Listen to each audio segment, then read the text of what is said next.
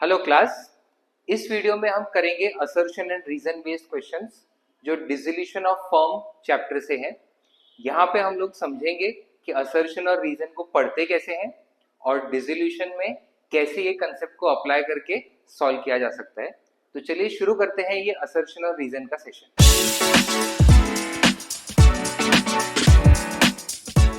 First question पढ़ते हैं। Assertion दिया है partners loan is not transferred to realisation account. अब रियलाइजेशन अकाउंट का बेसिक लॉजिक ध्यान में रखते हैं। तो जो नॉर्मल हमने डिसोल्यूशन का प्लेलिस्ट बनाया है जिसमें हमने पूरा चैप्टर कवर किया है, उसमें बेसिक फर्स्ट वीडियो में मैंने रियलाइजेशन अकाउंट का पूरा कंसेप्ट समझाया है, जिसमें मैंने बताया था कि ये अकाउंट जो है एसेट्स को सेल करके आउटसाइड लायबिलिटीज को पे करने के लिए बनता है।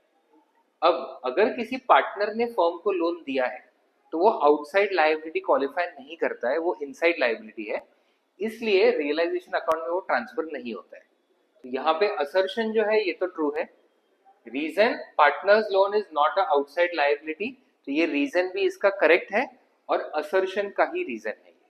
So accordingly both A and R are and R is the correct reason. Next, second question. Assertion दिया है assets and liabilities are revalued at the time of dissolution of firm. अब जो revaluation है ये reconstitution of firm में होता है।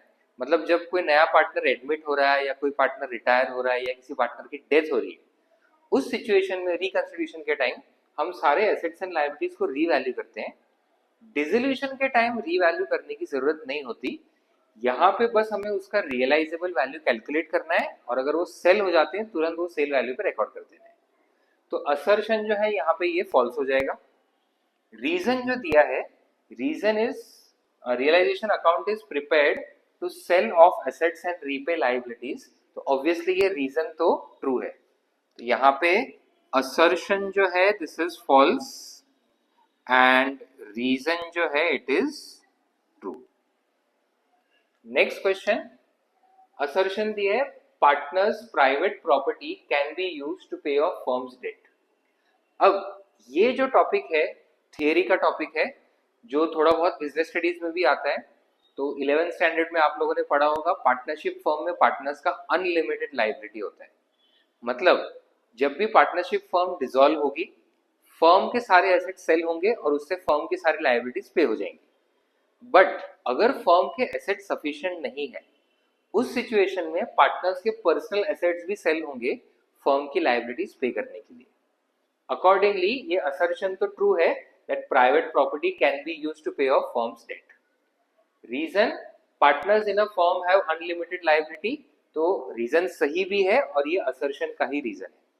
Accordingly, both assertion and reason are true and reason is correct explanation of assertion. So, ये हमारा आज का एक सेशन हुआ डिसोल्यूशन के असर्शन एंड रीजन क्वेश्चंस पे।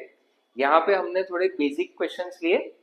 नेक्स्ट सेशन में जो असर्शन रीजन का होगा, हम डिसोल्यूशन के थोड़े और एडवांस क्वेश्चंस लेंगे, थोड़े न्यूमेरिकल्स भी लेंगे और समझेंगे कि असर्शन और रीजन में वो कैसे सॉल्व होते हैं।